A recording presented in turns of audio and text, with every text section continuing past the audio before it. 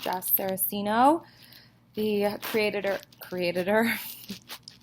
It's been a rough couple days. I just came out of surgery on my wrist, but I am the creator and editor of thesportsbrat.com. I guess I am the sports brat here in the flesh. I can't write. I normally write, contribute to several different sites, and I also obviously contribute majority of the material to the Sports Brat, and they took me out of the game. Took me out of the game with this thing. I can't type. I was in a wrist cast earlier this summer, and it was a lot easier to maneuver when you're in a smaller cast. But once they put you over the elbow, it's kind of a game changer. There is no putting my hair up on a ponytail right now. The little things that are normally really easy just aren't as easy. And I love to write. It's funny, you don't really, I guess I know I like to write, but you don't really think about how much you do it every day. Even emails, like I find myself having to respond on my phone so I can do just all with my right hand. I miss clacking away at the keyboard, so I'm eager to get back to it. However, I've been told now for about a year how I need to get my YouTube channel up, but I always preferred to sit down and take, to the computer versus doing a video blog. So I guess there really is no time like the present to put yourself out there and do a vlog versus a written piece. So this is my attempt. If you read the Sports Brat, I broke my arm playing soccer against some Olympic skiers this summer. My friend and former teammate got married and decided to have a soccer tournament before her wedding, not like most brides. And of course, I was the one who expressed some concern, that people could get injured before the wedding, and she assured me that would be no big deal. And sure enough, here I come out broken and torn ligaments and tendons and cartilage and all that jazz. So on Tuesday, just 2 days ago, I had them repair all the tears and take actually a bone fragment out of my wrist, right along the side of it, that chipped off. And so that little tiny fragment was actually causing all these problems. I've broken a lot of things, and I've never really had this many complications with a broken bone. So I'm super hopeful that I'm finally on the road to recovery, but my gosh, is it so boring sitting around. It's football season, thankfully, but during the week, there isn't as much to keep you going. I'm relying a lot on Netflix, but at least I have college football. I have the NFL this weekend, so I will literally be glued to the screen, taking in these games, thankfully. Dreaming of my trips coming up when I get to actually get on the road and get out in person to these games, because again, you're a lot more thankful for things when you're out. When you're out, it makes you realize the stuff that you're thankful for. So with that being said, I just wanted to talk about a couple things.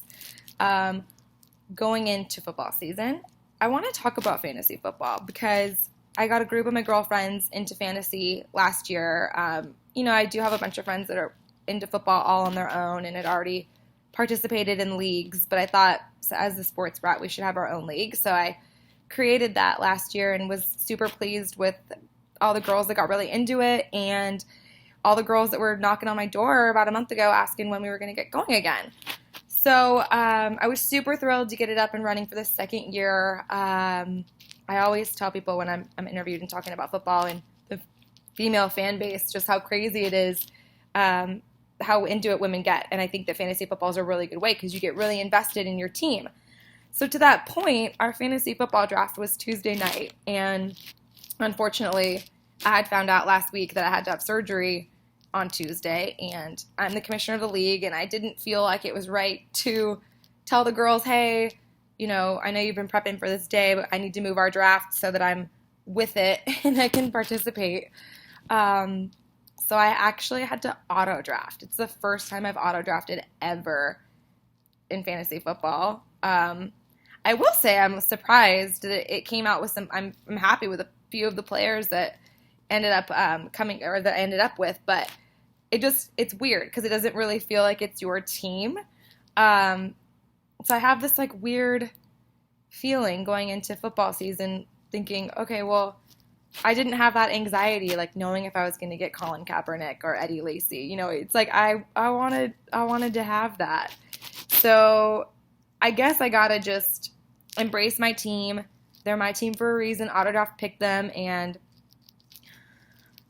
start going with it. But I have to wonder if anyone else feels that way. Because I'm sure, you know, life gets in the way and you can't always make your draft. Or maybe it's your first time getting involved in fantasy football and you have no idea what's going on, so you hit auto draft. But yeah, I just want to know if anyone else feels that way when you don't get to pick your own team. I think the girl who won our league last year actually won off auto draft because she was out of the country. So I don't know. It's a weird thing. I don't know how I feel about it, auto draft. It saved me because at least I had the team, because there was no way I was able to function coming out of surgery on Tuesday to do that. But it just feels a little weird.